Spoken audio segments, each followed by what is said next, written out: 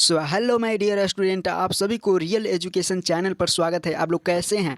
मैं उम्मीद करता हूं कि आप स्वस्थ मस्त और ज़बरदस्त होंगे। तो आज के इस सेक्शन में लेके आ गए हैं हम लोग class 10th physics all chapter objective. बिल्कुल आप लोग इतना याद कर लेते हैं तो मैं एक गारंटी देता हूँ कि चाहे जो भी एग्ज़ाम में आप बैठेंगे, चाहे जहाँ पे बैठेंगे, चाहे वार्षिक हो चाहे मानसिक हो, जो भी एग्ज़ाम हो, अगर फिजिक्स का एक भी ऑब्जेक्टिव क्वेश्चन अगर छूट जाता है तो मैं इस वीडियो को तुरंत अभी किल कर दूंगा। बिल्कुल ही अपने यूट्यूब चैनल से अपने हटा दूंगा। बिल्कुल आप लोग सही सुन रहे हैं। तो जितना मैं कराता हूं बस आप लोग एक बार ज़बरदस्त वीडियो को देख लीजिएगा, फुल वॉचिंग कीजिएगा ताकि आपको किसी भी प्रकार से दिक्कत ना हो। अगर याद करके जाते हैं, किसी भी परीक्षा में जाते हैं, तो आपको मैं एक गारंटी देता हूं कि एक भी प्रश्न नहीं छूटेगा। अगर एक भी प्रश्न छूट जाता है, अब 10 को कमेंट कर दीजिएगा, 10 गो स्टूडेंट कमेंट कर दीजिएगा, मैं इस वीडियो को तुरंत किल कर दूंगा। को नष्ट नहीं करते हुए अपना क्वेश्चन को स्टार्ट करते हैं। तो देखिए, सबसे पहले याद रखिएगा, याद कर लीजिएगा। देखिए इतना याद कर लीजिए, आपका एक भी ऑब्जेक्टिव अगर छूट गया तो मैं इस वीडियो को तुरंत अपने चैनल से डिलीट कर दूंगा। बिल्कुल आप लोग सही समझे।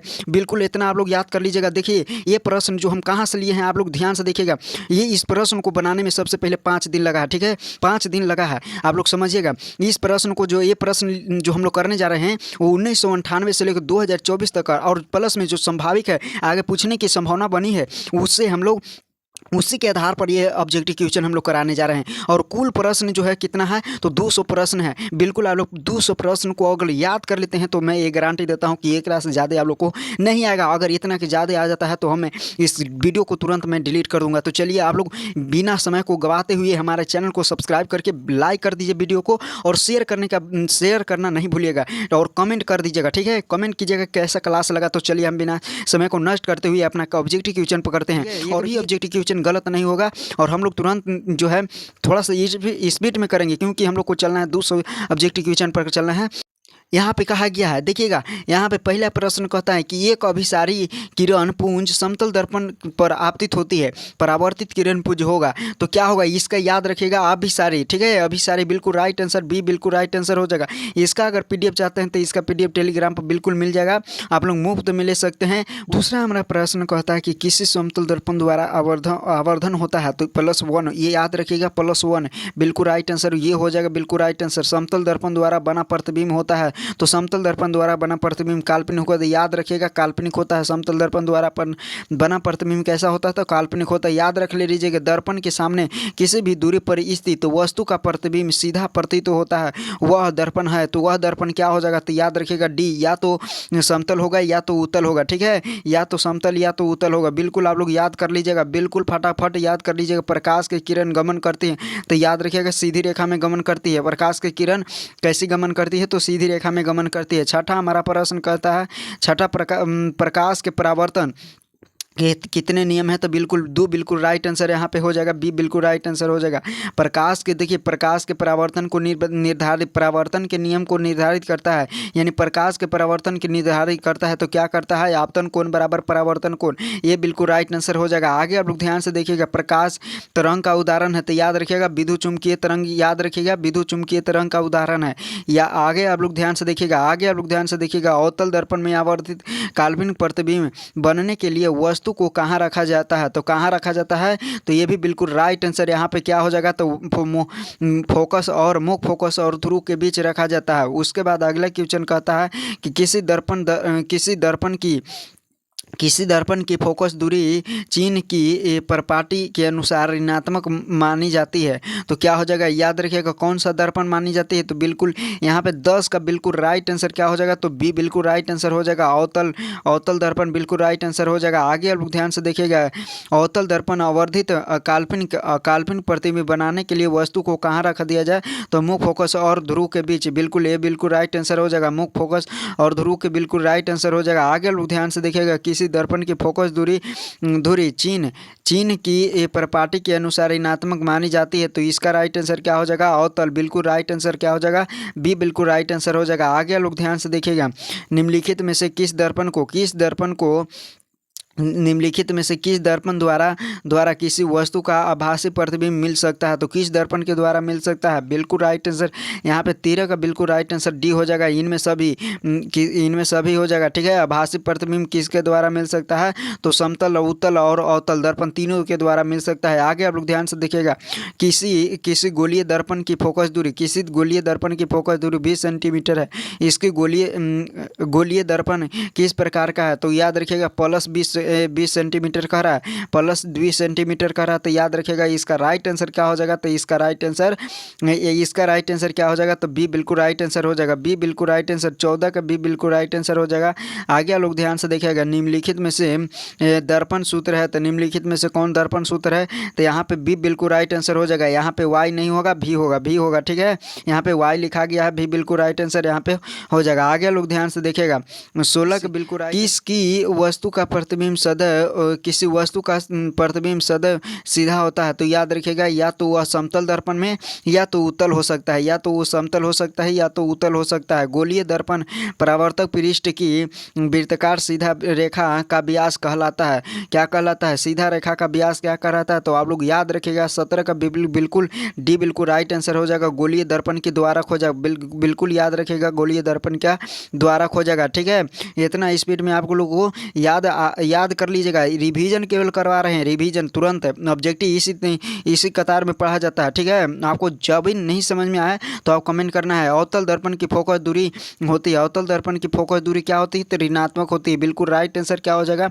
अवतल दर्पण की फोकस दूरी क्या होती है? ऋणात्मक होती है। आगे लोग ध्यान से देखिएगा, किस दर्पण से हमेशा वस्तु से छोटा प्रतिबिंब प्राप्त होता है? किस दर्पण से वस्तु से छोटा प्रतिबिंब प्राप्त होता है? तो ये भी याद करने के लिए, यह भी याद कर लीजिएगा। तो याद रखिएगा उत्तल बिल्कुल राइट आंसर का। आगे लोग बताइएगा, ध्यान से लोग देखिएगा, समतल दर्पण की फोकस दूरी होती है, समतल दर्पण की फोकस दूरी क्या होती है?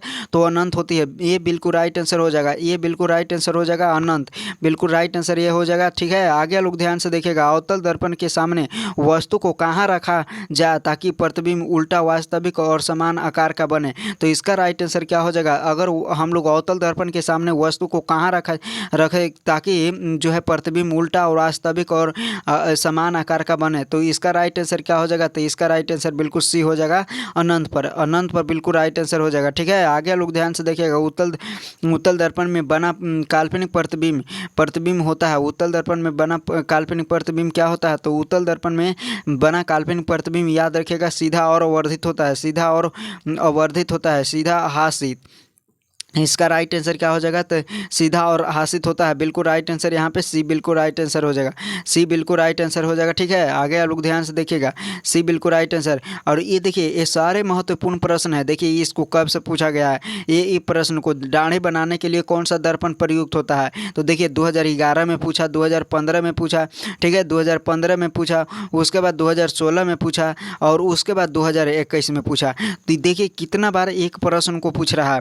तो ऐसे प्रश्न, अब ये गो की बात नहीं कर रहे हैं, ये जो 23 प्रश्न है ये गो की नहीं बात कर रहे हैं, बिल्कुल इस सभी प्रश्न एकदम इतने बार पूछा गया है। ठीक है, और आगे भी पूछने की संभावना बनी हुई है। तो दाढ़ी बनाने में कौन सा दर्पण का प्रयोग करते हैं? तो अवतल दर्पण बिल्कुल राइट आंसर यहाँ पे हो जाएगा। आगे लोग ध्यान से देखिएगा, किसी कार के अग्रदीप में प्रयुक्त दर्पण निम्नलिखित में से हो, तो अग्रदीप में क्या होता है? तो अवतल दर्पण ही हो जाएगा, बिल्कुल राइट आंसर। अग्रदीप में करा है, यहाँ पे जैसे हम लोग गाड़ी चलाते हैं तो गाड़ी में क्या होता है? अग्रदीप होता है ना, तो इसमें जो है अग्रदीप में अवतल दर्पण लगा होता है, अवतल दर्पण लगा होता है। बिल्कुल आप लोग ध्यान से देखिएगा, किस दर्पण का उपयोग पक्ष दर्पण के रूप में होता है, यानी कौन सा जो है साइड मिरर के रूप में प्रयोग किया जाता है? तो याद रखिएगा, उत्तल दर्पण को साइड मिरर के रूप में प्रयोग किया जाता है या पक्ष दृश्य को देखने के लिए उपयोग किया जाता है। आगे ध्यान से देखिएगा। ठीक है, माय डियर स्टूडेंट, आप लोग ध्यान से देखिएगा। और जो स्टूडेंट अभी तक हमारे चैनल को सब्सक्राइब नहीं किए हैं, वो चैनल को सब्सक्राइब करके बेल आइकन को ऑल कर दीजिए, क्योंकि हम लोग चलने वाले जर्नी है आज के 200 ऑब्जेक्टिव प्रश्न करने के। ठीक है, 200 ऑब्जेक्टिव प्रश्न करने के जर्नी है। अगर आप लोग को अच्छा लगता है तो कमेंट जरूर करिएगा।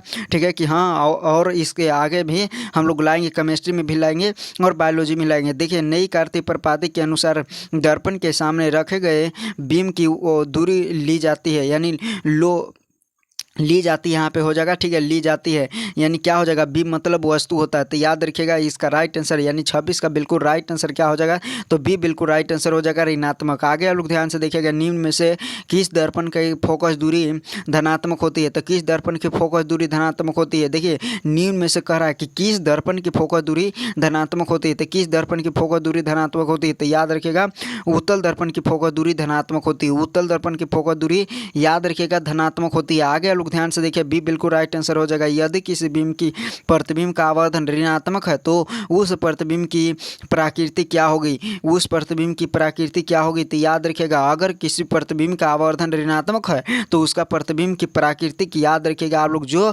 बताने जा रहे हैं वास्तविक और उल्टा होगा।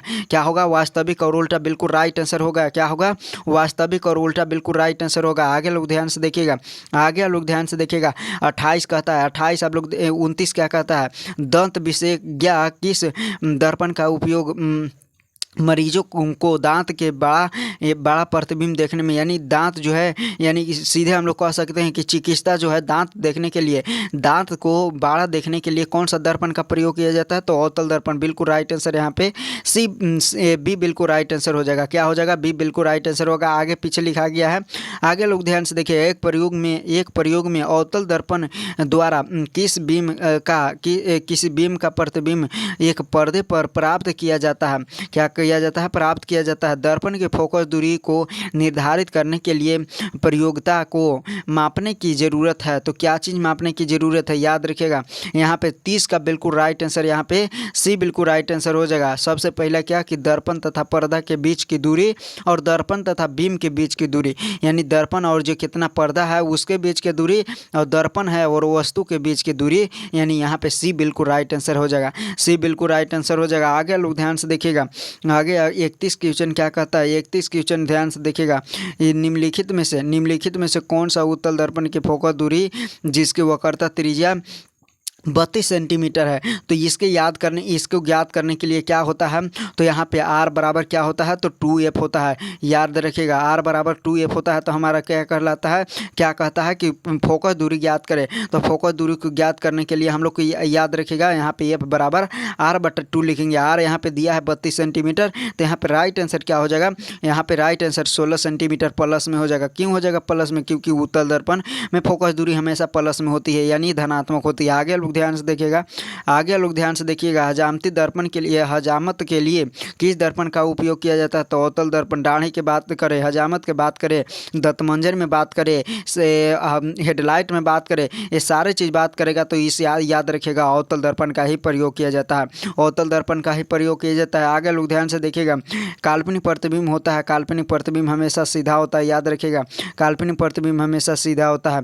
क्यों सीधा होता है, तो देखिए काल्पनिक प्रतिबिंब हमेशा सीधा क्यों होता है, क्योंकि डॉट डॉट लाइन से ऊपर की ओर जाता है, ऊपर की ओर होता है। आगे लोग ध्यान से देखिएगा, कहाँ पे ध्यान से देखिएगा, गोलीय दर्पण की फोकसांतर एवं वक्रता त्रिज्या के बीच क्या संबंध है, यानी r और f के बीच क्या संबंध है। तो याद रखिएगा r बराबर होता है, r बराबर 2f होता है। बिल्कुल राइट आंसर क्या हो जाएगा, यहाँ पे ये बिल्कुल राइट आंसर हो जाएगा, r बराबर 2f है। आगे लोग ध्यान से देखिएगा, आगे लोग ध्यान से देखिएगा, कहता है कि किसी बीम का प्रतिबिंब, किसी बीम का कहता है किसी बीम का अवतल दर्पण द्वारा बना प्रतिबिंब आभासी, सीधा तथा बड़ा पाया गया वस्तु का स्थिति कहाँ होनी चाहिए। बताइए, अगर वह कौन सा अवतल दर्पण के सामने जो है एक बीम है यानी एक वस्तु है, उसका प्रतिबिंब जो है आभासी बनता है और सीधा बनता है और बड़ा बनता है, तो बताइए कि वस्तु को कहाँ रखा गया है। तो याद रखिएगा यहाँ पे डी बिल्कुल राइट आंसर होगा, दर्पण के ध्रुव और मुख्य फोकस के बीच, दर्पण के ध्रुव बिल्कुल और मुख्य फोकस के बीच बिल्कुल राइट आंसर हो जाएगा। आगे लोग ध्यान से देखिएगा,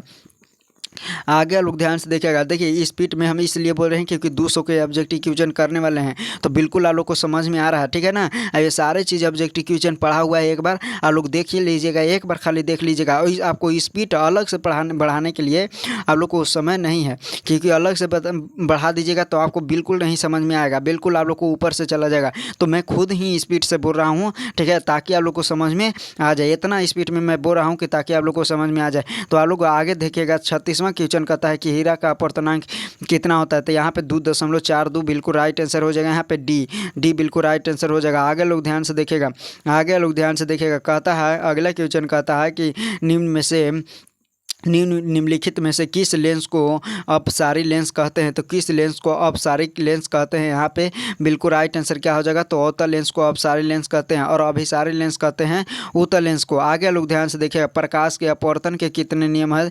तो ये सभी को बिल्कुल याद है कि 2 नियम है प्रकाश के अपवर्तन के और प्रकाश के परावर्तन के भी 2 नियम है। उसके बाद कहता है कि किसी माध्यम के अपवर्तनांक का मान क्या है? तो बताइए, यहाँ पे बिल्कुल राइट आंसर क्या हो जाएगा? साइन आई बटा साइन आर बिल्कुल राइट आंसर हो जाएगा। यहाँ पे बी बिल्कुल राइट आंसर हो जाएगा, साइन आई बटा साइन आर। आगे लोग ध्यान से देखिएगा, कहता है कि लेंस की क्षमता का ये सहीमात्रक होता है। तो याद रखिएगा डायोप्टर बिल्कुल राइट आंसर यहाँ पे डी हो जाएगा। डायोप्टर लेंस की क्षमता का ये सहीमात्रक पूछेगा, डायोप्टर बिल्कुल मार देना है, इस तरह से दहाड़ देना है, ठीक है। आगे लोग ध्यान से देखिएगा, अवतल लेंस में आवर्धन एम बराबर होता है। अवतल लेंस में आवर्धन एम बराबर क्या होता है? तो यहाँ पे बिल्कुल सी बिल्कुल राइट आंसर हो जाएगा, भी बटा यू, भी बटा यू। यहाँ पे बी, यहाँ पे दूसरा पर लिखा गया है, ठीक है ना, भी बटा यू बिल्कुल राइट आंसर हो जाएगा। चीन के निर्देशांक परिपाटी में धनात्मक फोकस दूरी होती है। तो धनात्मक फोकस दूरी क्या होती है बताइए? इसमें कौन से दर्पण में फोकस दूरी यानी चीन परिपाटी में फोकस दूरी जो है वो धनात्मक होती है? तो याद रखिएगा यहाँ पे उत्तल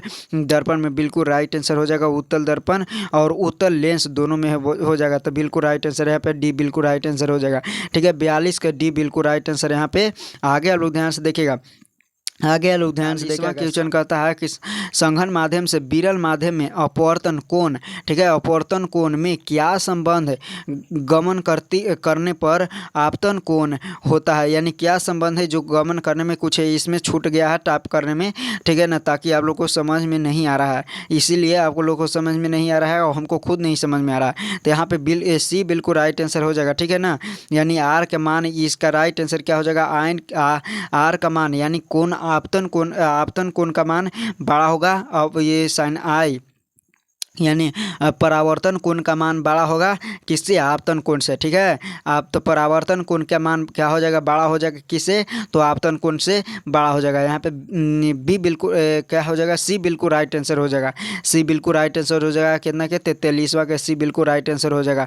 आगे लोग ध्यान से देखिएगा, ठीक है, आगे लोग ध्यान से देखिएगा, कहता है कि निर्देशांक चिन्ह परिपाटी से सभी दूरियाँ मापी जाती है। तो ये तो सभी का बिल्कुल याद है। अगर कहेगा लेंस में रहेगा तो प्रकाशीय केंद्र, और अगर दर्पण में कहेगा तो ध्रुव, ठीक है, बिल्कुल राइट आंसर यहाँ पे बी हो जाएगा। आगे लोग ध्यान से देखिएगा, 45वां क्वेश्चन कहता है कि विरल माध्यम से संघन माध्यम में जाती हुई किरण मुड़ती है। तो विरल माध्यम से करा है, यहाँ पे क्या है? हवा है और यहाँ पे पानी है, तो इधर से किरण जा रहा है तो किसके ओर मुड़ता है? तो अभिलंब की ओर होता है। तो बी बिल्कुल ये बिल्कुल राइट आंसर हो जाएगा, अभिलंब की ओर मुड़ जाती है। अगर विरल माध्यम से संघन माध्यम में अगर किरण पुंज जाती है तो वह किसकी ओर मुड़ जाती है? तो अभिलंब की ओर मुड़ जाती है। आगे लोग ध्यान से देखिएगा, आगे लोग ध्यान से देखिएगा, बिल्कुल यहाँ पे क्या हो जाएगा? देखिए ये भी प्रश्न देखिए कई बार पूछा गया है। ये जो है अलग अलग क्वेश्चन पर कुछ गैप करके हम प्रश्न को ये चीज़ ला दे रहे हैं ताकि आप लोग को ध्यान में बैठा रहे कि एक प्रश्न कितने बार पूछा गया है। ये सारे प्रश्न हैं, ताकि सब प्रश्न में हम लोग इतना टाइप करेंगे तो बिल्कुल समय लगेगा। आगे लोग ध्यान से देखिएगा, निम्नलिखित में से किस लेंस की फोकस दूरी धनात्मक होती है? तो लेंस की बात कर रहे हैं तो यहाँ पे उत्तल लेंस हो जाएगा, ठीक है। उत्तल लेंस बिल्कुल राइट आंसर यहाँ पे हो जाएगा, ये बिल्कुल राइट आंसर हो जाएगा। 46वां का बिल्कुल ये बिल्कुल राइट आंसर हो जाएगा। आगे लोग ध्यान से देखिएगा, उत्तल लेंस द्वारा आवर्धित काल्पनिक प्रतिबिंब बनता है जब वस्तु रहती है। जब वस्तु कहाँ पे रखा जाता है? उत्तल लेंस द्वारा आवर्धित काल्पनिक प्रतिबिंब तब बनता है जब वस्तु रहती है। यानी कब बनती है आवर्धित काल्पनिक प्रतिबिंब? कब बनता है? जब वस्तु कहाँ पे रखा जाए तो आवर्धित काल्पनिक प्रतिबिंब बनेगा। तो इसका राइट आंसर क्या हो जाएगा? तो बी बिल्कुल राइट आंसर हो जाएगा, फोकस और लेंस के बीच। फोकस और लेंस के बीच याद रखिएगा। निम्नलिखित में से किसी वस्तु का वास्तविक प्रतिबिंब कौन बना सकता है? तो किसी वस्तु का वास्तविक प्रतिबिंब कौन बना सकता है? तो उत्तल लेंस ही बना सकता है वस्तु का वास्तविक प्रतिबिंब। तो सभी स्टूडेंट को बिल्कुल पता है, ठीक है ना, बिल्कुल सभी स्टूडेंट के पता है। तो बी बिल्कुल राइट आंसर हो जाएगा, ठीक है। आगे लोग ध्यान से देखिएगा, कहता है कि किसी बिंदु वस्तु से निकल कर किरण किसी लेंस से अपवर्तित होकर जिस बिंदु पर मिलती है उसे कहते हैं। तो जिस बिंदु पर मिलती है कि देखिए कहता है कि किसी बिंदु वस्तु से निकल कर किरण किसी लेंस से होकर से अपवर्तन यानी यानी अपवर्तित होकर जिस बिंदु पर मिलती है उसे कहते हैं, तो याद रखिएगा फोकस कहते हैं। ये तो सभी का बिल्कुल राइट आंसर क्या आना चाहिए, सी बिल्कुल राइट आंसर आना चाहिए। ठीक है, सी बिल्कुल राइट आंसर होना चाहिए। आगे लोग ध्यान से देखिएगा, 50 क्वेश्चन कहता है फोटोग्राफी कैमरा का अभिदृश्यक होता है। फोटोग्राफी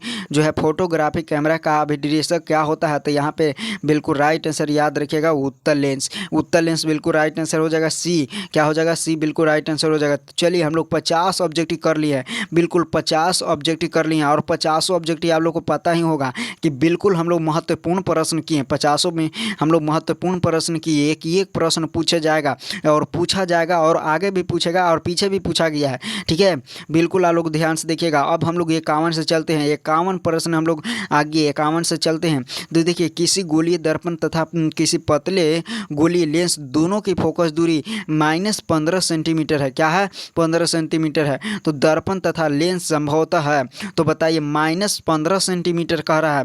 तो यहाँ पे माइनस क्या दर्शा रहा है, माइनस से हम लोग को पकड़ना है। क्या पकड़ना है, यानी ऋणात्मक। तो किसकी ये जो है गोलीय दर्पण में फोकस दूरी किसकी ऋणात्मक होती है, तो याद रखिएगा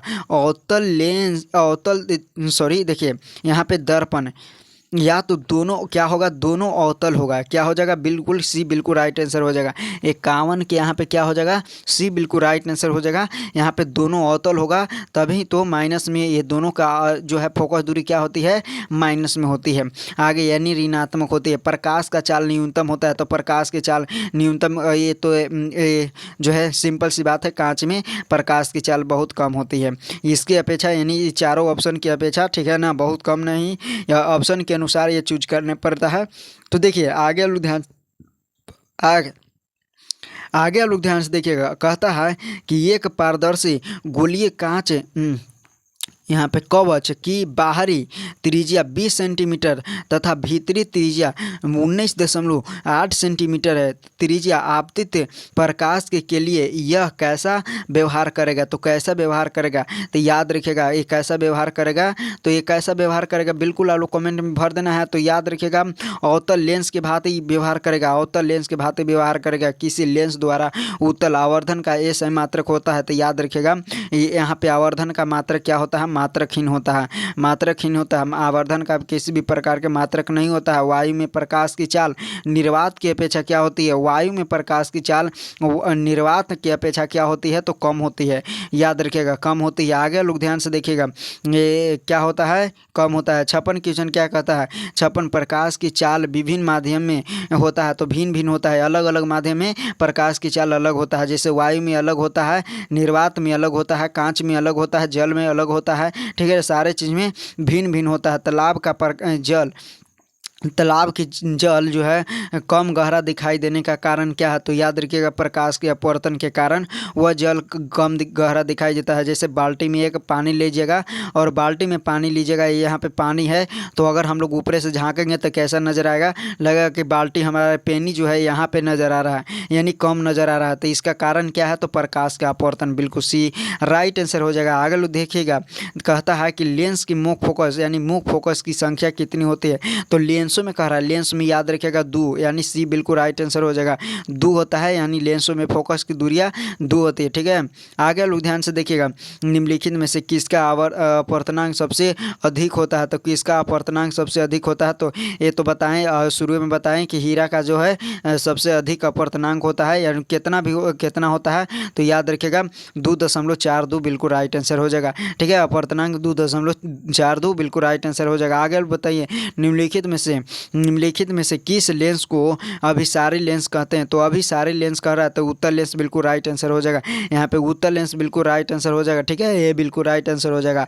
आगे लोग देखिएगा, अब सारी लेंस किसको कहते हैं, तो अवतल लेंस को कहते हैं। यहाँ पे देखिएगा, ठीक है, 61 कहता है, 61 क्या कहता है, निम्नलिखित में से कौन लेंस की क्षमता का मात्रक है, तो कौन लेंस की क्षमता का मात्रक है, तो यहाँ पे डायोप्टर बिल्कुल राइट आंसर हो जाएगा। ठीक है ना, यहाँ पे क्षमता का मात्रक पूछेगा, डायोप्टर बिल्कुल मार देना है। निम्नलिखित में से किस माध्यम में प्रकाश की चाल अधिकतम होती है, तो किस में प्रकाश की चाल अधिकतम होगी, तो याद रखिएगा हवा में बिल्कुल राइट आंसर हो जाएगा। किस में हो जाएगा, हवा में बिल्कुल राइट आंसर हो जाएगा। यहाँ पे हवा में बिल्कुल राइट आंसर हो जाएगा। ठीक है, ये बिल्कुल राइट आंसर हो जाएगा। आगे लोग ध्यान से देखिए, शब्दकोश के छोटे छोटे अक्षरों को, यानी छोटे छोटे जो अक्षर सरल रहता है। अक्षरों को पढ़ने के लिए किस लेंस का उपयोग करना पसंद करेंगे? तो किस लेंस को हम लोग पढ़ना पसंद करेंगे? तो याद रखिएगा 5 सेंटीमीटर फोकस दूरी वाला उत्तल लेंस को हम लोग पसंद करेंगे। आगे लोग बताइएगा निर्वात में प्रकाश की चाल कितना होता है? तो देखिएगा 3 × 10⁸ मीटर पर सेकेंड होता है। यहाँ पे 8 सभी में छूट गया है, तो यहाँ पे ये बिल्कुल राइट आंसर हो जाएगा। 8 सभी में लगा देंगे तो ये बिल्कुल राइट आंसर हो जाएगा। ठीक है, 3 × 10⁸ मीटर पर सेकेंड। आगे लोग ध्यान से देखिएगा एक उत्तल लेंस, ठीक है, एक उत्तल लेंस की फोकस दूरी 20 सेंटीमीटर है। कितना है? 20 सेंटीमीटर। इसकी क्षमता क्या होगी? यानी क्षमता कह रहा है, क्षमता क्या होगी? इसकी क्षमता पूछ रहा है, यानी पावर पूछ रहा है। तो पावर बराबर क्या होता है? 1/f, यानी 1/f, यानी हमारा एफ दिया है। एफ कितना दिया है? 20 सेंटीमीटर दिया है। कितना दिया है? 20 सेंटीमीटर है। अब इसमें हम लोग क्या कर देंगे? 100 से यहाँ पे गुना कर देंगे, यहाँ से कट जाएगा तो 5 यहाँ पे हो जाएगा। ठीक है, 5 बिल्कुल यहाँ पे हो जाएगा, तो 5 डायोमीटर बिल्कुल राइट आंसर हो जाएगा। यहाँ पे प्लस में 5 हो जाएगा। ठीक है ना, यहाँ पे क्या हो जाएगा? प्लस में 5, यानी सी बिल्कुल राइट आंसर हो जाएगा। ठीक है, सी, क्योंकि उत्तल कह रहा है ना, तो उत्तल में क्या हो जाएगा? प्लस में, यानी +5 डायोमीटर हो जाएगा। जो है 65 के क्या हो जाएगा? तो सी बिल्कुल राइट आंसर हो जाएगा। आगे लोग ध्यान से देखिएगा, आगे लोग ध्यान से देखिएगा। ठीक है, 66 कह रहा है निम्नलिखित में से, यानी निम्न में से कह रहा है, निम्न में से कौन सा पदार्थ लेंस बनाने में प्रयुक्त नहीं किया जाता है? तो कौन नहीं किया जा सकता है? तो मिट्टी बिल्कुल राइट आंसर हो जाएगा। ठीक है, जल भी किया जाता है, पानी, यहाँ पे कांच भी किया जाता है, प्लास्टिक भी किया जाता है, मिट्टी नहीं किया जाता है। तो मिट्टी यहाँ पे राइट आंसर हो जाएगा, डी बिल्कुल राइट आंसर हो जाएगा। आगे लोग ध्यान से देखिएगा, कहता है लेंस यानी किस लेंस के द्वारा सिर्फ काल्पनिक प्रतिबिंब बनाता है? तो किस लेंस के द्वारा सिर्फ काल्पनिक प्रतिबिंब बन सकता है? लेंस कह रहा था, लेंस यहाँ पे अवतल लेंस हो जाएगा। बिल्कुल बी बिल्कुल राइट आंसर हो जाएगा, अवतल बिल्कुल राइट आंसर हो जाएगा। ठीक है, इसी प्रकार से आप लोग आंसर देते रहिए और पढ़ते रहिए। ठीक है, याद कर लीजिएगा, एक ऑब्जेक्टिव क्वेश्चन याद कर लीजिएगा। ठीक है, एक बार में नहीं याद हो, 2 बार वीडियो देखना है, लेकिन इसको याद कर जाना है। एक प्रश्न, अगर इस प्रश्न को अगर नहीं देखते हैं, इस प्रश्न को अगर पूरा नहीं पढ़ते हैं, तो आपको जो है एक बढ़िया तोहफा को आप लोग जो है त्याग दीजिएगा। ठीक है ना, तो देखिएगा, कहता है अगला क्वेश्चन कहता है कि प्रकाश के अपवर्तन के कितने नियम है? तो यहाँ पे 2 बिल्कुल राइट आंसर बी हो जाएगा। ठीक है ना, आगे लोग देखिएगा, तो एक एंगस्ट्रम बराबर कर रहा है, तो 10⁻⁻10 मीटर होता है। यहाँ पे 10⁻⁻10 मीटर होता है, यहाँ पे ये बिल्कुल राइट आंसर हो जाएगा। आगे बताइएगा, एक उत्तल लेंस होता है, तो एक उत्तल लेंस क्या होता है? तो बताइए, एक उत्तल लेंस होता है किनारों के अपेक्षा बीच में मोटा होता है। एक उत्तल लेंस क्या होता है? किनारों के अपेक्षा बीच में मोटा होता है। तो यहाँ पे बी बिल्कुल, यहाँ पे सी बिल्कुल राइट आंसर हो जाएगा। आगे लोग ध्यान से देखिएगा, किसी बीम का वास्तविक प्रतिबिंब, कहता है किसी बीम का वास्तविक प्रतिबिंब समान आकार का प्राप्त करने के हेतु बीम का उत्तल लेंस के सामने कहाँ रखा जाए? तो देखिए, कहता है कि बीम का वास्तविक प्रतिबिंब समान आकार का प्राप्त करने के लिए हम लोग वस्तु को यानी बीम को कहाँ उत्तल लेंस के सामने रख सकते हैं? तो कहाँ पे रखेंगे? तो 71 का यहाँ पे क्या हो जाएगा?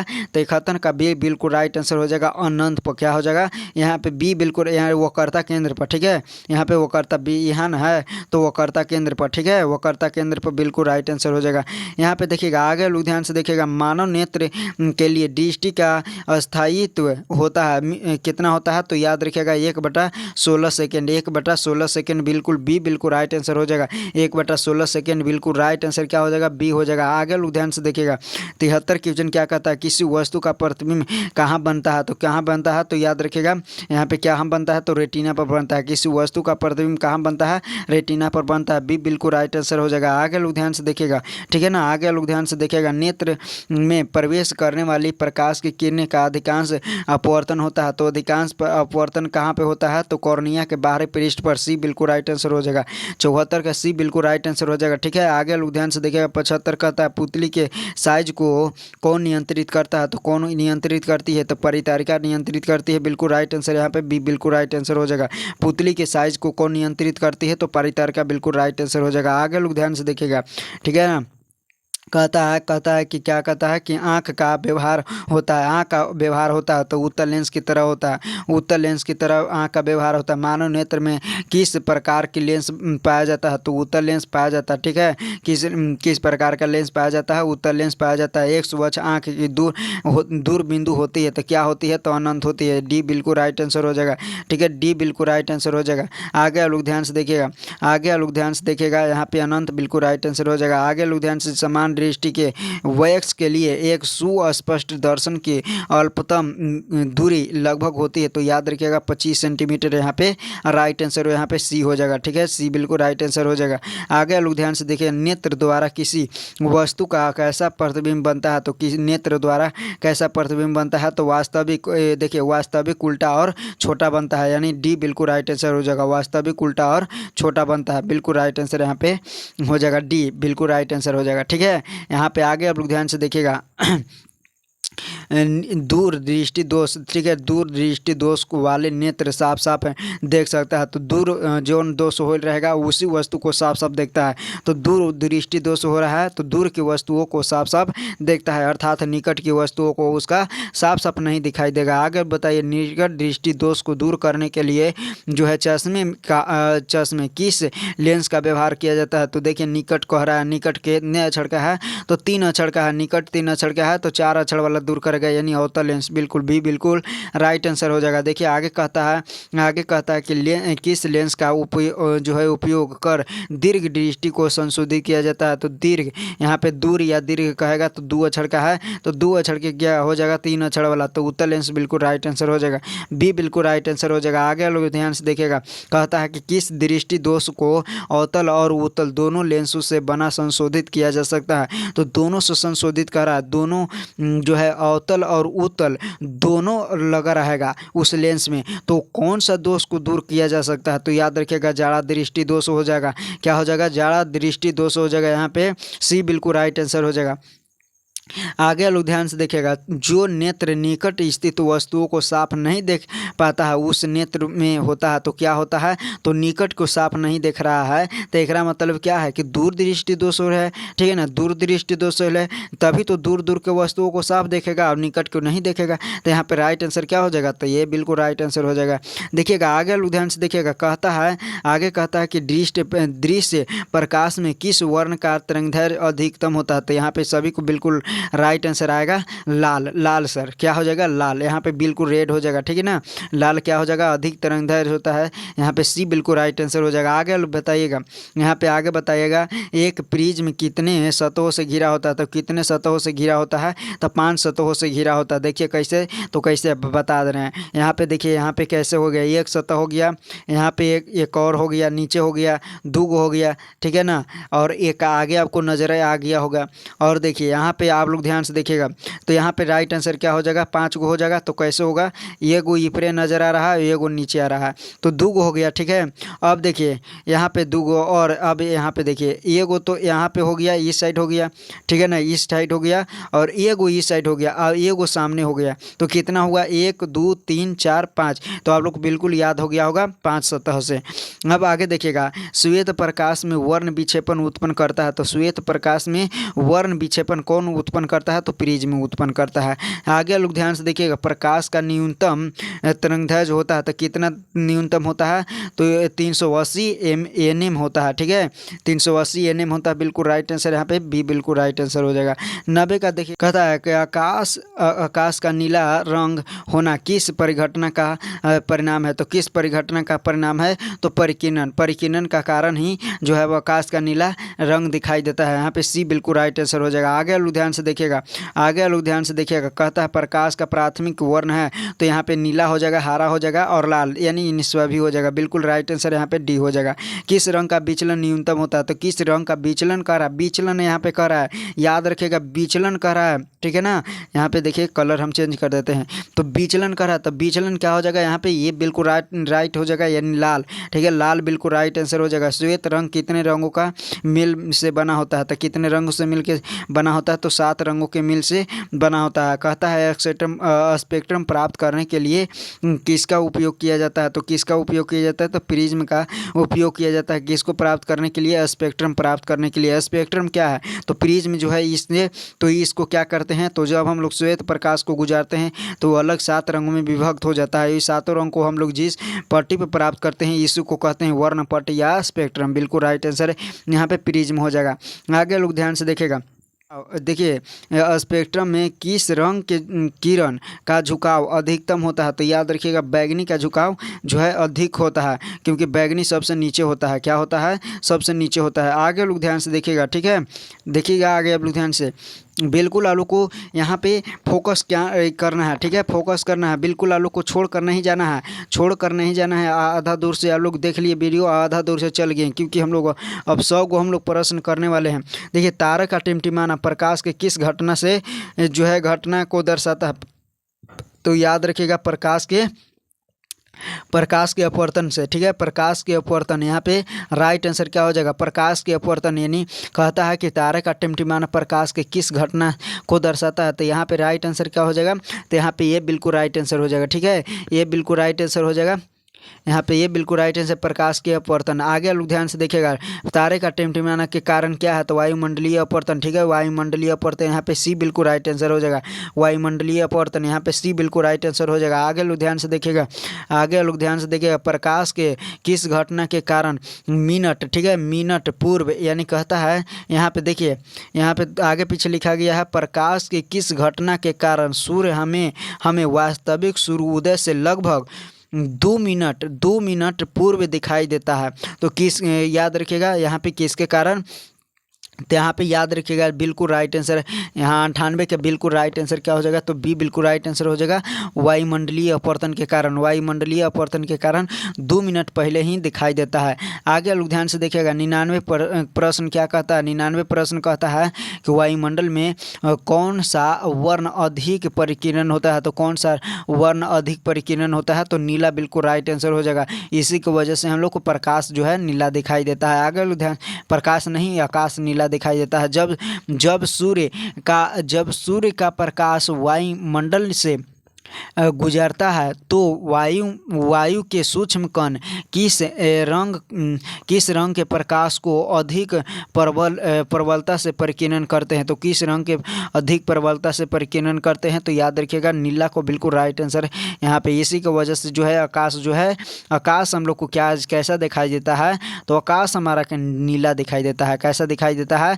नीला दिखाई देता है। आगे लोग ध्यान से देखिएगा, ठीक है ना। अब हम लोग 100 को प्रश्न कर लिए, 100 को प्रश्न कर लिया। इस 100 को अगर आप लोग 100 को याद कर लिया, अभी 100 को अगर याद हो गया तो ठीक है ना, आप लोग जो है एक बढ़िया क्वेश्चन को आप लोग याद कर लिए। क्या कर लिए? एक बहुत महत्वपूर्ण क्वेश्चन को याद कर लिए, और इसको एक बार नहीं, 2 बार नहीं, 3 बार देखिए, ताकि आप लोग को एकदम दिमाग में बैठ जाए। आप लोग को एक भी ऑब्जेक्टिव गलत नहीं हो, ताकि एक ऑब्जेक्टिव गलत होता है, एक ऑब्जेक्टिव रॉन्ग होता है, एक ऑब्जेक्टिव रॉन्ग होता है, तो आप लोग को एक ऑब्जेक्टिव रॉन्ग होता है तो 1 नंबर कटता है, ठीक है ना, 1 नंबर कटता है। तो इसलिए आप लोग को ऑब्जेक्टिव गलत नहीं होना चाहिए। कहता है कि प्रकाश की इस रंग का तरंगदैर्घ्य जो है सबसे अधिक होता है, तो ये बताएं अभी लाल को, ठीक है। आगे लोग ध्यान से देखिएगा चंद्रमा पर खड़े अंतरिक्ष यात्री को आकाश कैसा दिखाई देता है, यानी कैसा प्रतीत होता है? तो यहाँ पे राइट आंसर क्या हो जाएगा? तो काला हो जाएगा, बिल्कुल डी बिल्कुल राइट आंसर हो जाएगा। आगे लोग ध्यान से देखिएगा किसी कोयलाइडी विलयन के निलंबित कणों से प्रकाश के परिकिरण को कहा जाता है? क्या कहा जाता है? तो कोलाइडी विलयन, यहाँ टिंडल प्रभाव कहा जाता है। क्या कहा जाता है? सी बिल्कुल राइट आंसर हो जाएगा, टिंडल प्रभाव। आगे लोग ध्यान से देखिएगा, कहता है दृश्य प्रकाश में किस वर्ण का तरंगदैर्घ्य अधिकतम होता है? दृश्य प्रकाश में किस वर्ण का तरंगदैर्घ्य कहा जाता है? तरंगदैर्घ्य लाल हो जाएगा, बिल्कुल राइट आंसर यहाँ पे बी बिल्कुल राइट आंसर हो जाएगा। किसी अंतरिक्ष यात्री को आकाश कैसा दिखाई देता है या कैसा प्रतीत होता है? तो काला बिल्कुल राइट आंसर हो जाएगा। देखिए एक प्रश्न को कई बार दोहराया गया है, एक मतलब कि कई वो प्रश्न जो है हमें जो है मिला है, जैसे वो कई बार पूछा गया है। देखिए इसको जो है कई बार पूछा गया है, देखिए पीछे भी हम लोग देखा है, तो आपको ये भी जो है याद रखिएगा कि जो है दोहराया जा रहा है तो एक बैंक आप लोग को पूछा जाएगा, एकदम एजेटी एकदम पूछा जाएगा आप लोग को, ठीक है ना। इसलिए आप लोग को याद कर लेना है। क्या कर लेना है? याद कर लेना है। देखिएगा आगे लोग ध्यान से देखिएगा, ठीक है। किस उपकरण, देखिए अब हम अगला आगे क्वेश्चन चैप्टर आगे बढ़ रहा है। किस उपकरण में धन और ऋण जो है का चिन्ह नहीं होता है? तो याद रखिएगा कुंडली में धन और चिन्ह का ऋण नहीं होता है। ऐसे तार है तो इसमें तार में हम लोग को पता है कि धन है कि ऋण है? नहीं ना, तो हम लोग को पता नहीं चलता है कि धन है कि ऋण है, तो वो कौन सा है? तो ये कुंडली में, बिल्कुल राइट आंसर यहाँ पे डी हो जाएगा। आगे लोग ध्यान से देखिएगा, ठीक है। अगला हमारा क्वेश्चन क्या कहता है कि आवेश का एसआई मात्रा क्या होता है। तो आवेश का एसआई मात्रा कूलम, बिल्कुल बी हो जाएगा, ठीक है। बी बिल्कुल राइट आंसर हो जाएगा, कूलम हो जाएगा, ठीक है। 107 का बिल्कुल राइट आंसर यहाँ पे बी हो जाएगा, कूलम। आगे लोग ध्यान से देखिएगा, कहता है कि 1 माइक्रो एम्पियर की तुलना कितनी विद्युत धारा होगी, कितनी विद्युत धारा होगी। तो 108 का बिल्कुल राइट आंसर यहाँ पे सी हो जाएगा, ठीक है। क्या हो जाएगा, सी बिल्कुल राइट आंसर हो जाएगा। 10 के पावर -5 एम्पियर, ठीक है, 10 के पावर -5 एम्पियर। आगे लोग ध्यान से देखिएगा, यहाँ पे इस तरह से लिखा गया है, तो लोग ध्यान से देखिएगा, यहाँ पे बिल्कुल राइट आंसर यहाँ पे 10 के पावर -6 एम्पियर हो जाएगा, यहाँ पे सी हो जाएगा, ठीक है ना, सी हो जाएगा, सी हो जाएगा। तो सी यहाँ पे था, थोड़ा सा मिस्टेक हो गया देखने में। आगे आप लोग ध्यान से देखिएगा, देखिए आगे कहता है कि किसी चालक तार से प्रभावित विद्युत धारा में गतिशील कण होते हैं। तो किसी चालक में अगर क्या कर रहा है, धारा प्रवाहित हो रहा है, किसी चालक में धारा प्रवाहित हो रहा है, तो इसमें गतिशील कण क्या होता है, तो यहाँ पे इलेक्ट्रॉन होता है। इलेक्ट्रॉन पर हमेशा -चार्ज होता है। देखिएगा ये सारा चीज़ आप लोग याद कर लीजिएगा। एक इलेक्ट्रॉन पर कितना होता है, तो एक इलेक्ट्रॉन पर कितना चार्ज होता है, तो 1.6 × 10 के पावर -19 कूलम होता है। कितना होता है, -19 कूलम होता है। तो यहाँ पे सी बिल्कुल राइट आंसर हो जाएगा। आगे लोग ध्यान से देखिएगा, ठीक है। विद्युत आवेश का एसआई मात्रा क्या होता है, तो अभी बताएं, कूलम होता है। विद्युत आवेश का एसआई मात्रा कूलम होता है। धारा मापने के लिए किसका उपयोग किया जाता है, तो धारा मापने के लिए आमीटर या फिर ए मीटर कह सकते हैं। आमीटर या ए मीटर से हम लोग मापते हैं, क्या चीज़, धारा मापते हैं। आगे लोग देखिए, बैटरी से किस प्रकार की धारा प्राप्त होती है, तो डीसी धारा प्राप्त होती है। ये बिल्कुल राइट आंसर हो जाएगा, ठीक है। बैटरी से किस प्रकार की धारा प्राप्त होती है, तो डीसी धारा प्राप्त होती है। आमीटर को विद्युत परिपथ में कैसे जोड़ा जाता है, तो आमीटर या ए मीटर कहेगा, तो ये मीटर को हमेशा श्रेणी क्रम में जोड़ा जाता है, श्रेणी क्रम में जोड़ा जाता है। तो यहाँ पे ये बिल्कुल राइट आंसर हो जाएगा, ठीक है, ये बिल्कुल राइट आंसर हो जाएगा। आगे ध्यान से देखिएगा, विद्युत धारा का एसआई मात्रा क्या होता है, तो यहाँ पे एम्पियर हो जाएगा, ठीक है। डी बिल्कुल राइट आंसर हो जाएगा, एम्पियर बिल्कुल राइट आंसर हो जाएगा, ठीक है। डी बिल्कुल राइट आंसर हो जाएगा। आगे विद्युत धारा क्या करा है, एम्पियर हो जाएगा। आगे लोग ध्यान से देखिएगा, ठीक है। चलिए आगे कहता है कि किस उपकरण में धन और ऋण का चिन्ह नहीं होता, तो इसका राइट आंसर क्या हो जाएगा, तो कुंडली। अभी बताएं, इसका राइट आंसर क्या हो जाएगा, कुंडली हो जाएगा। किसी बल्ब में से 1 मिनट में 120 कूलम आवेश प्रवाहित हो रहा है, तो विद्युत धारा का मान होगा, तो कितना होगा, आप लोग याद करके बताइएगा। इसका याद करके बताइएगा, तो कितना होगा, तो 2 एम्पियर हो जाएगा। कितना हो जाएगा, 2 एम्पियर हो जाएगा, बिल्कुल राइट आंसर यहाँ पे बी हो जाएगा। आगे लोग ध्यान से देखिएगा, जब किसी चालक से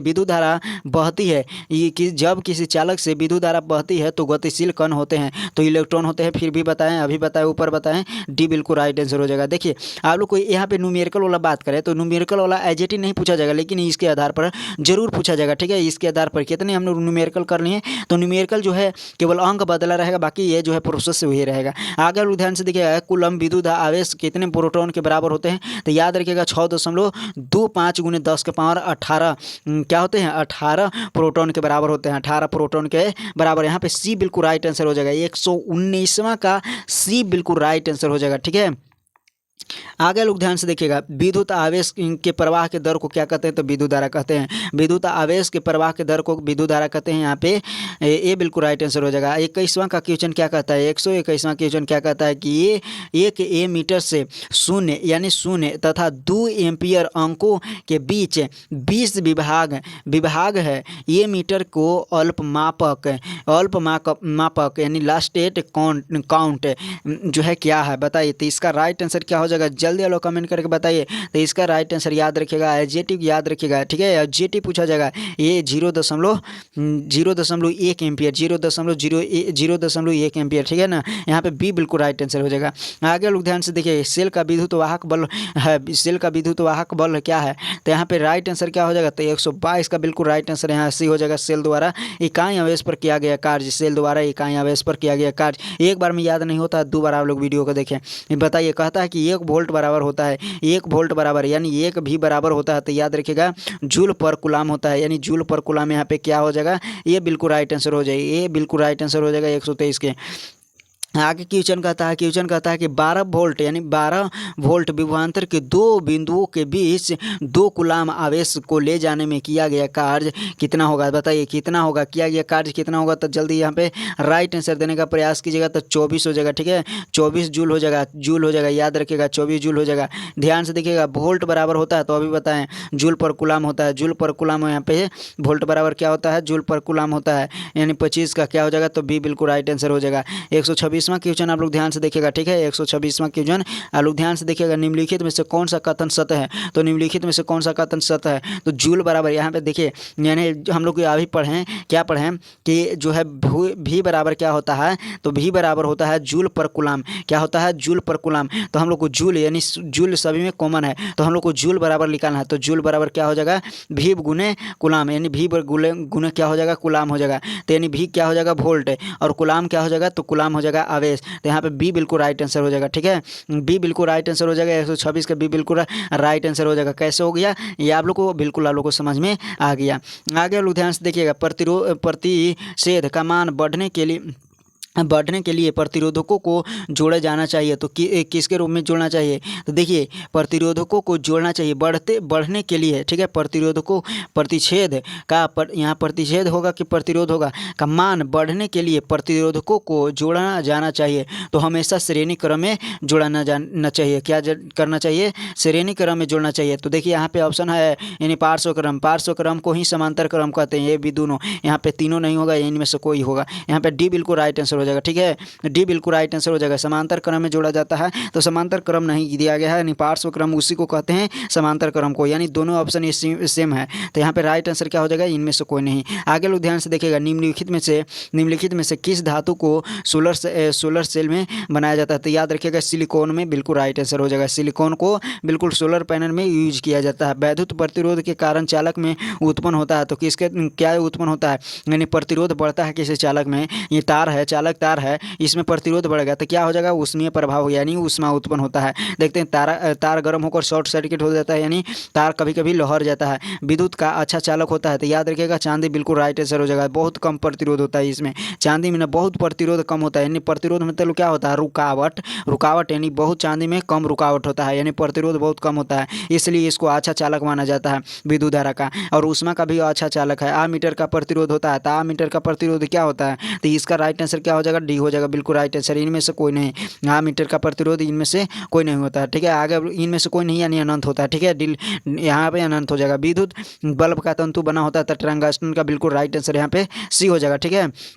सी बिल्कुल राइट आंसर हो जाएगा, टंगस्टन का। निम्न में से कौन सा विद्युत का सबसे अच्छा चालक है? तो विद्युत का अच्छा चालक अभी बताएं, चांदी। क्या हो जाएगा? चांदी बिल्कुल राइट आंसर हो जाएगा। चांदी बिल्कुल राइट आंसर हो जाएगा। किसी चालक के प्रतिरोधकता का एसआई मात्रक होता है? तो प्रतिरोधकता के एसआई मात्रक जैसी पूछे, प्रतिरोधकता के एसआई मात्रक जैसी पूछे तो क्या मारना है? तो मारना है ओम मीटर। क्या मारना है? ओम मीटर, ठीक है। इसको ओम मीटर पढ़ते हैं। आगे लोग ध्यान से देखिएगा। चालक का प्रतिरोध निर्भर नहीं करता है, यहाँ पे ध्यान से देखिएगा। प्रतिरोध नहीं निर्भर करता है चालक की लंबाई पर, यह निर्भर करता है। चालक के अनुप्रस्थ के क्षेत्रफल पर निर्भर करता है। चालक के ताप पर, यह भी निर्भर करता है। चालक के प्रवाहित विद्युत धारा पर, यह नहीं निर्भर करता है। यानी डी बिल्कुल राइट आंसर हो जाएगा, ठीक है।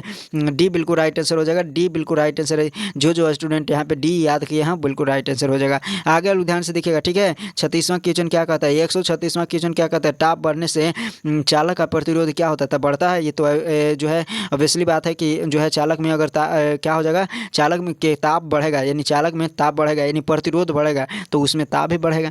अगर ध्यान से देखिएगा, प्रतिरोध का एसआई मात्रक होता है, तो प्रतिरोध का एसआई मात्रक क्या होता है? तो यहाँ पे क्या हो जाएगा? जल्दी बताइए। जूल नहीं, ऊर्जा का होता है। वोल्ट नहीं, विभवांतर का होता है। एम्पियर नहीं, विद्युत धारा का मात्रक होता है। ओम क्या हो जाएगा? तो ओम हो जाएगा यहाँ पे प्रतिरोध का, बिल्कुल राइट आंसर हो जाएगा। आगे ध्यान से देखिए, आर यानी आर क्या हो जाएगा? एसआई मात्रक प्रतिरोध हो जाएगा। आगे ध्यान से देखिएगा, कहता है कि विद्युत धारा में चुंबकीय प्रभाव का खोज किसने किया था? किसने किया था? ये तो आप लोग को गलत नहीं होना चाहिए, ठीक है। सारे स्टूडेंट पढ़े हैं, तो किसने किए थे? तो यहाँ पे ऑस्ट्रेड ने किए थे। कौन किए थे? ऑस्ट्रेड ने किए थे। ये आप लोग कमेंट किए थे, तो आप लोग को कमेंट करना है कि कब किए थे, ठीक है। कमेंट करना है आप लोग को कि कब किए थे, ऑस्ट्रेड किए थे, कब किए थे विद्युत धारा में चुंबकीय प्रभाव की खोज, ये कमेंट करके बताना है। आगे बताइएगा, किसी क्षण चुंबक के अंदर चुंबक क्षेत्र की दिशा होती है, तो चुंबकीय यानी क्षण रेखा का, यानी क्षण चुंबक के अंदर कर रहा है, तो यहाँ पे नॉर्थ हो जाएगा, यहाँ पे साउथ हो जाएगा, ठीक है। यहाँ पे साउथ हो जाएगा, तो बाहर की ओर क्या होता है? नॉर्थ से निकल कर साउथ की ओर जाता है, नॉर्थ से निकल कर साउथ की ओर जाता है। लेकिन चुंबक के अंदर क्या होता है? साउथ से निकल कर नॉर्थ की ओर जाता है, साउथ से निकल कर नॉर्थ की ओर जाता है। तो इसका राइट आंसर क्या हो जाएगा? दक्षिणी ध्रुव से उत्तरी ध्रुव, दक्षिणी ध्रुव से उत्तरी ध्रुव, यानी दक्षिणी ध्रुव से उत्तरी ध्रुव क्या हो जाएगा? राइट आंसर यहाँ पे बी बिल्कुल राइट आंसर हो जाएगा। आगे ध्यान से देखिए, विद्युत चुंबक बनाने के लिए प्रायः किसका प्रयोग छड़ का उपयोग किया जाता है, यानी किस प्रकार का छड़ का प्रयोग किया जाता है। देखिए कहता है, फिर से आप लोग पढ़ लीजिए क्वेश्चन को, थोड़ा सा गड़बड़ा जा रहे हैं ताकि देखिए जल्दी जल्दी बोलने में थोड़ा सा मिस्टेक हो जाता है। आगे लोग ध्यान से देखिएगा, कहता है कि विद्युत चुंबक बनाने के लिए प्रायः किस प्रकार के छड़ का उपयोग किया जाता है। तो किस प्रकार के छड़ का उपयोग किया जाता है, तो नरम लोहा हो जाएगा। यहाँ पे सी बिल्कुल राइट आंसर हो जाएगा, नरम लोहा बिल्कुल राइट आंसर यहाँ पे सी हो जाएगा, ठीक है ना।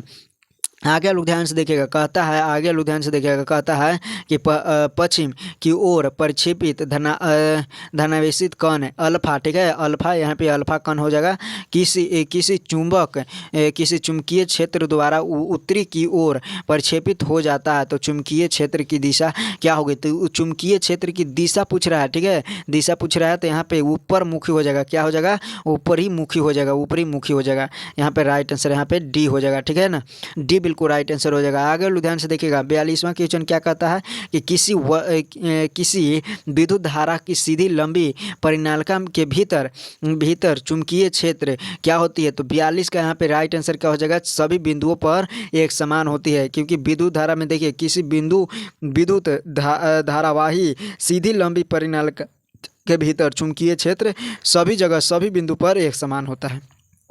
आगे लोग ध्यान से देखिएगा, कहता है कि किसी प्रोटॉन का निम्नलिखित में से कौन सा गुण किसी चुंबकीय क्षेत्र में मुक्त गति करते समय परिवर्तित नहीं हो सकता है। तो कौन परिवर्तित नहीं हो सकता है, तो 43 का यहाँ पे डी बिल्कुल राइट आंसर हो जाएगा, कोई नहीं, इसमें से कोई नहीं, यहाँ पे चाल भी नहीं, अब वेग भी नहीं और संवेग भी नहीं, यहाँ पर राइट आंसर कोई नहीं।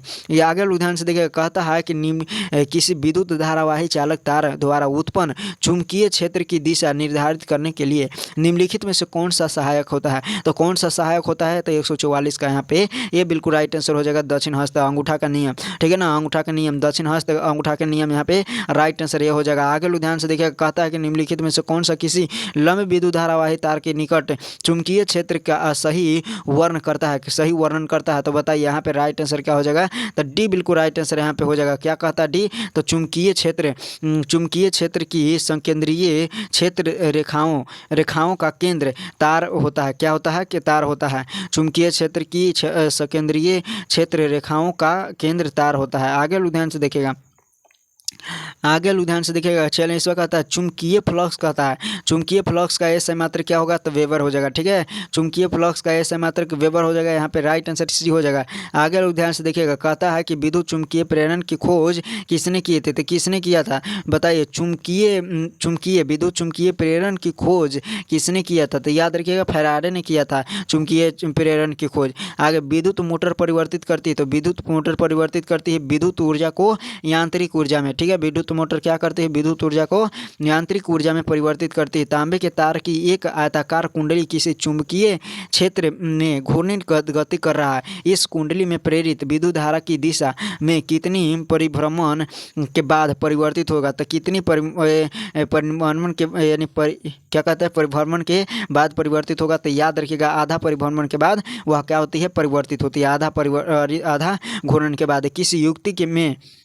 किसी युक्ति में विभक्त वलय दिक परिवर्तन का कार्य करता है, तो यहाँ पर राइट आंसर क्या हो जाएगा, तो 150, यहाँ पे हम लोग पहुँच गए हैं 150 प्रश्न पर, तो 150 प्रश्न यहाँ पे क्या हो जाएगा, राइट आंसर यहाँ पे क्या हो जाएगा, तो विद्युत मोटर हो जाएगा, ठीक है, यहाँ पे विद्युत मोटर हो जाएगा, यहाँ पे क्या हो जाएगा, विद्युत मोटर हो जाएगा। आगे लोग ध्यान से देखिएगा, चलिए अब हम लोग 50 यानी 150 प्रश्न हम लोग कर लिए। कितना प्रश्न कर लिए, 150 प्रश्न कर लिए। एक भी प्रश्न आप लोग को छूटना नहीं चाहिए, ठीक है, आप लोग को एक भी प्रश्न छूटना नहीं चाहिए, छूट जाता है ना तो आप लोग को जो है बिल्कुल दिक्कत होगा, ठीक है, दिक्कत होगा। एकदम फुल एनर्जी के साथ आप लोग को एकदम याद कर जाना है। ये सारे ऑब्जेक्टिव बहुत पूर्ण ऑब्जेक्टिव है, ऐसा ऑब्जेक्टिव आप लोग को कहीं नहीं मिलेगा, बिल्कुल यूट्यूब पर आप लोग ढूंढ लीजिए, ठीक है ना, क्योंकि हम लोग कर रहे हैं 1998 से लेके 2024 तक जितने भी ऑब्जेक्टिव पूछा गया है वो सारा निचोड़ हम लोग पढ़े हैं। निम्न में से कौन सा ऊर्जा स्रोत सौर ऊर्जा का उपयुक्त नहीं है। तो कौन सा ऊर्जा का स्रोत सौर ऊर्जा के लिए उपयुक्त नहीं है? तो 151 का क्वेश्चन क्या हो जाएगा? डी बिल्कुल राइट आंसर हो जाएगा। नाभिकीय ऊर्जा, नाभिकीय ऊर्जा बिल्कुल राइट आंसर हो जाएगा। ठीक है, नाभिकीय ऊर्जा क्या हो जाएगा? बिल्कुल राइट आंसर हो जाएगा। आगे लो ध्यान से देखिएगा, कहता है कि निम्नलिखित में से कौन सा स्वच्छ ऊर्जा स्रोत है? तो स्वच्छ ऊर्जा स्रोत कौन है? तो याद रखिएगा प्राकृतिक गैस यहाँ पे राइट आंसर हो जाएगा। प्राकृतिक राइट आंसर हो जाएगा। प्राकृतिक गैस उत्तम ऊर्जा का स्रोत है, उत्तम ऊर्जा का स्रोत है। लास्ट वाला में जो लास्ट वाला चैप्टर है वो उससे बहुत ऑब्जेक्टिव क्वेश्चन पूछता है। ठीक है, उससे बहुत ऑब्जेक्टिव क्वेश्चन पूछता है, इसीलिए जो है हम लोग ये चीज़ लाए हैं। ऊर्जा उत्तम स्रोत है। बहुत सारे जो है टीचर क्या करते हैं कि लास्ट वाला पढ़ावे नहीं करते हैं कि ये भूगोल वाला सेक्शन है, तो भूगोल वाला सेक्शन है तो हम लोग क्यों पढ़ाएं? तो आखिर जो चैप्टर दिया गया है वो किस लिए दिया गया है? समझने के लिए, पढ़ने के लिए, इसीलिए हम लोग इसको ले लिए। तो उत्तम ऊर्जा का स्रोत क्या हो जाएगा? इनमें सभी, जिसमें ये सभी गुण हो। तो जिसमें ये सभी गुण हो तो ये सारे चीज़ जो उत्तम ऊर्जा का स्रोत है, जो सरलता से सुलभ हो सके। ठीक है ना, जो प्रति एकांक आयतन अर्थात अथवा प्रति एकांक द्रव्य में अधिक कार्य करे, जिसका भंडारण तथा परिवहन आसान हो। तो ये सारे चीज़ें, ये सारे गुण पाए जाते हैं, उसको हम लोग क्या कहेंगे? उत्तम ऊर्जा का स्रोत कहेंगे। ठीक है ना, उत्तम ऊर्जा का स्रोत कहेंगे। आगे बताइएगा, आगे आप लोग ध्यान से देखिएगा, निम्नलिखित में से कौन कौन ऊर्जा का अनवीकरणीय स्रोत है? तो अनवीकरणीय स्रोत कहता है तो यहाँ पे पेट्रोलियम बिल्कुल राइट आंसर हो जाएगा। अनवीकरणीय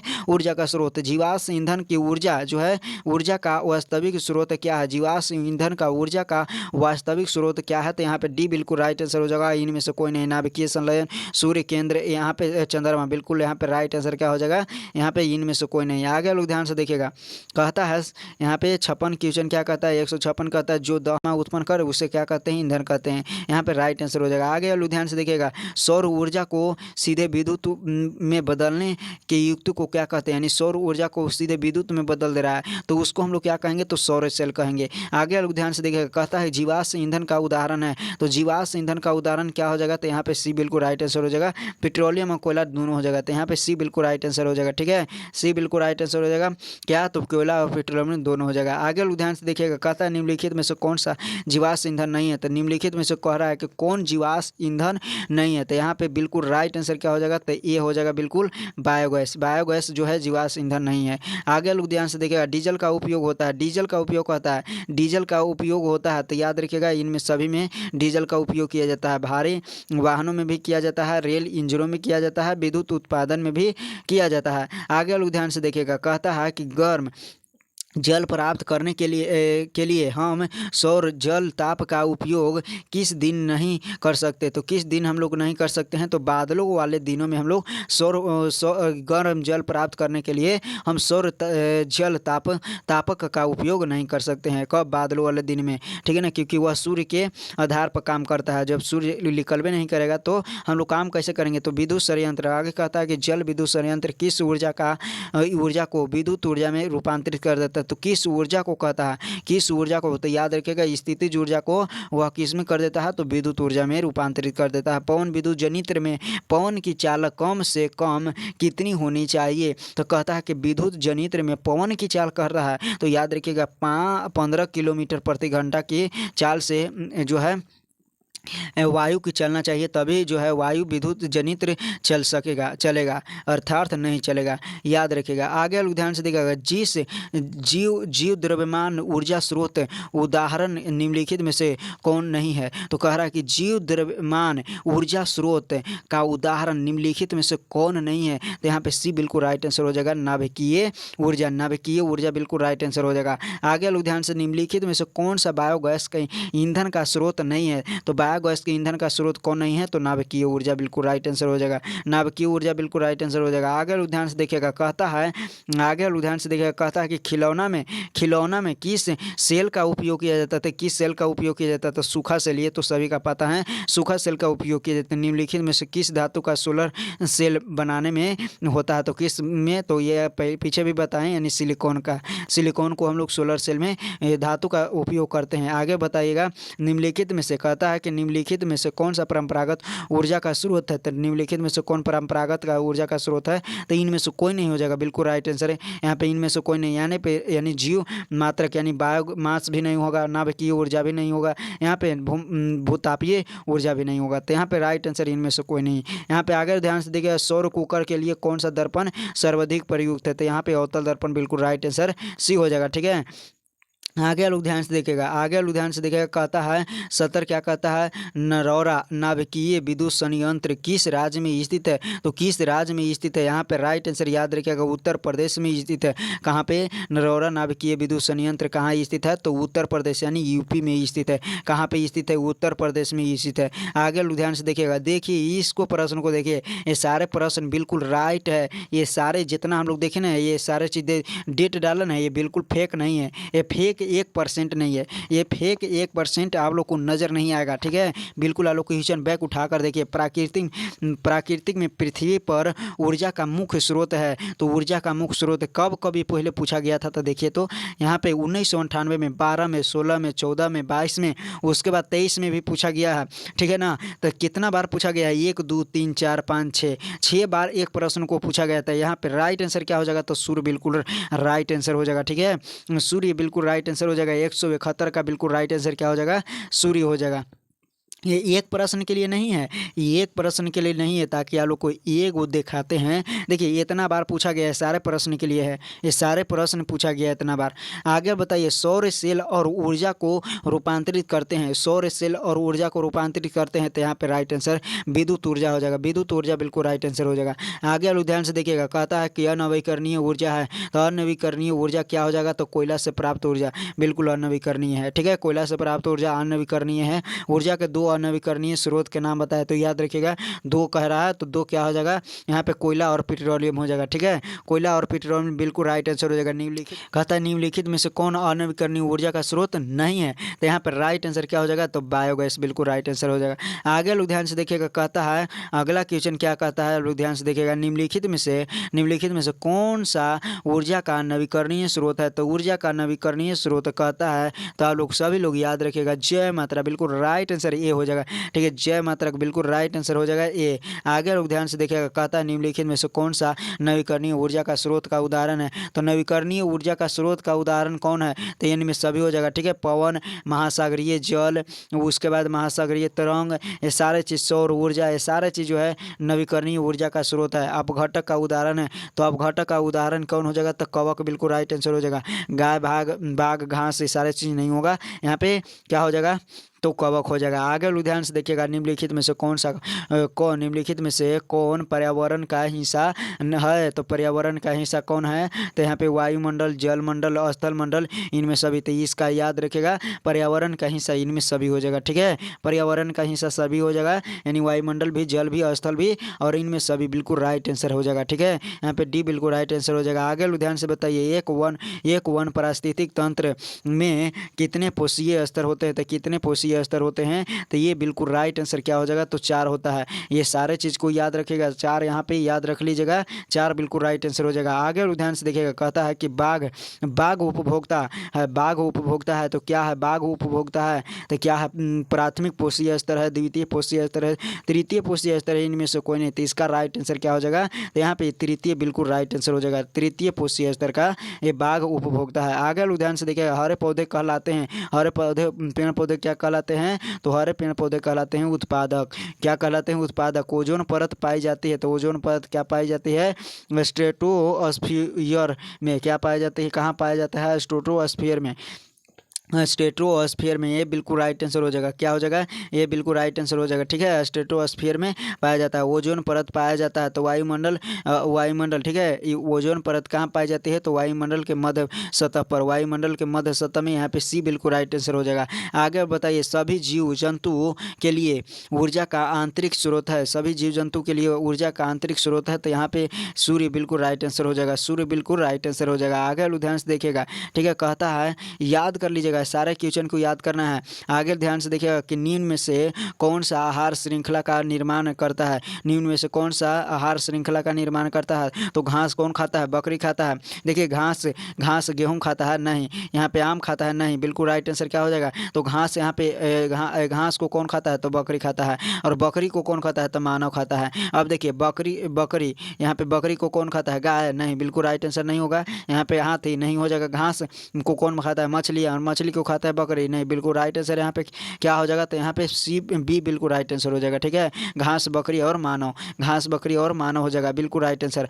निम्नलिखित में से कहता है, निम्नलिखित में से किसे आप उपभोक्ता की श्रेणी में रखते हैं। तो किसे उपभोक्ता की आप श्रेणी में रख सकते हैं, तो जंगली जानवर को हम लोग को रख सकते हैं उपभोक्ता की श्रेणी में। जंगली जानवर को क्या में रख सकते हैं, तो उपभोक्ता की श्रेणी में रख सकते हैं, बिल्कुल रख सकते हैं। ठीक है, आगे ध्यान से देखिए, प्राकृतिक में पृथ्वी पर ऊर्जा का मुख्य स्रोत है, तो याद रखिएगा सूर्य। ये बहुत बार पूछा गया है, एक बार नहीं बहुत बार पूछा गया। ओजोन का आणविक सूत्र होता है, तो ये O3 होता है। ठीक है, O3 ओजोन का आणविक सूत्र होता है। निम्नलिखित में से कौन सा एक जैव अनिम्नीकरण पदार्थ है, जैव अनिम्नीकरण पदार्थ कहता है। तो यहाँ पे DDT बिल्कुल राइट आंसर हो जाएगा, क्या हो जाएगा, DDT बिल्कुल राइट आंसर हो जाएगा। आगे लोग देखिएगा ध्यान से। ठीक है, पारिस्थितिक तंत्र में ऊर्जा का प्रवाह होता है, तो यहाँ पे ये क्या होता है, ऊर्जा का प्रवाह, तो एक दिशा होता है, वो एक दिशा होता है ऊर्जा का प्रवाह। आगे लोग ध्यान से देखिएगा, कहता है, आगे लोग ध्यान से देखिएगा, कहता क्या चीज़ है कि पारिस्थितिक तंत्र में ऊर्जा का स्रोत है, पारिस्थितिक तंत्र में ऊर्जा का स्रोत है, तो यहाँ पे प्रकाश हो जाएगा, सूर्य के प्रकाश हो जाएगा। तालाब किस प्रकार का पारिस्थितिक तंत्र है, तो तालाब किस प्रकार के पारिस्थितिक तंत्र है, तो कृत्रिम, क्योंकि यह मानव ने बनाया है। तालाब को कौन बनाया है, मानव ने बनाया है। किसमें निम्न में से कौन पारिस्थितिक तंत्र अधिकतम संख्या में मौजूद है, तो निम्नलिखित में कौन पारिस्थितिक तंत्र में अधिक संख्या में जो है मौजूद है, कौन संख्या में मौजूद है, तो बताइए अधिकतम संख्या में कौन मौजूद है, तो 94 के यहाँ पर राइट आंसर क्या हो जाएगा, तो ये बिल्कुल राइट आंसर हो जाएगा। यहाँ पे ये बिल्कुल राइट आंसर हो जाएगा उत्पादक। ठीक है, उत्पादक सबसे अधिक संख्या में मौजूद है। आगे बताइए, एक खाद्य श्रृंखला में तीसरे पोषीय स्तर में हमेशा पोषीय स्तर पर हमेशा कौन होता है, तो याद रखिएगा मांसाहारी, बिल्कुल राइट आंसर हो जाएगा। तीसरे पोषीय स्तर पर क्या होता है, तो मांसाहारी होता है, याद रखिएगा। ठीक है, मांसाहारी होता है। यहाँ पे देखिएगा 96 को देखिएगा, 96 जैव अवर्धन प्रदर्शन करने वाला रसायन है, जैव अवर्धन प्रदर्शन करने वाला रसायन कहता है। जैव अवर्धन प्रदर्शन करने वाला रसायन क्या है, तो यहाँ पे DDT बिल्कुल राइट आंसर हो जाएगा, DDT बिल्कुल राइट आंसर हो जाएगा। आगे ध्यान से देखिए, वायुमंडल में कार्बन डाइऑक्साइड की मात्रा होती है 0.03% है, कितना है, 0.03% है। BSVI का संबंध किसे है, तो BSVI का संबंध किसमें है, तो यहाँ पर राइट आंसर C हो जाएगा। ठीक है, वायु प्रदूषण से, क्या है, वायु प्रदूषण से। आगे ध्यान से देखिएगा, आगे ध्यान से देखिएगा। ठीक है, कहता है ओजोन परत का ह्रास मुख्यतः किसके कारण होता है, यानी किसके द्वारा हो रहा है, तो CFC के कारण, यानी क्लोरोफ्लोरोकार्बन के कारण हो रहा है। ओजोन के अणु में ऑक्सीजन के परमाणु की संख्या कितनी होती है, तो 3 होती है। ओजोन के अणु में ऑक्सीजन की परमाणु की संख्या कितनी होती है, तो ये था 200 ऑब्जेक्टिव क्वेश्चन। क्या था, 200 ऑब्जेक्टिव क्वेश्चन था। 200 ऑब्जेक्टिव क्वेश्चन में से आप लोग 200 ऑब्जेक्टिव क्वेश्चन में से 200 याद कर लेंगे। ठीक है, 200 याद कर लेंगे, तो मैं ये गारंटी देता हूँ, मैं ये आश्वासन देता हूँ कि आप लोग एक भी ऑब्जेक्टिव छोड़कर नहीं आए, चाहे जो भी एग्ज़ाम हो। ठीक है, जो भी एग्ज़ाम हो वो सारे एग्ज़ाम में दहाड़ कराइएगा। फिजिक्स का बिल्कुल ऑब्जेक्टिव याद कर लीजिएगा इतना। ठीक है, तो हम लोग और इसमें 50 गो ऑब्जेक्टिव ऐड करेंगे, ताकि आप लोग को 250 ऑब्जेक्टिव क्वेश्चन दे देंगे, ताकि आप लोग किसी भी प्रकार से दिक्कत ना हो। तो हम लोग मिलेंगे, अब आप लोग जो है अधिक से अधिक संख्या में इसको शेयर कीजिएगा, कमेंट कीजिएगा, ताकि सभी स्टूडेंट को लिए लाभदायक हो। ठीक है, तो इसको ज़्यादा से ज़्यादा शेयर कीजिएगा। तो मिलेंगे हम लोग अगले वीडियो में, तब तक के लिए जय हिंद। आप लोग हंसते रहिए, मुस्कुराते रहिए और खूब मन लगा कर पढ़ते रहिए। मैं ऐसा उम्मीद करता हूँ कि आप लोग जो है बेहतरीन से बेहतरीन मार्क्स लाने के प्रयास करें अपने बोर्ड के एग्ज़ाम के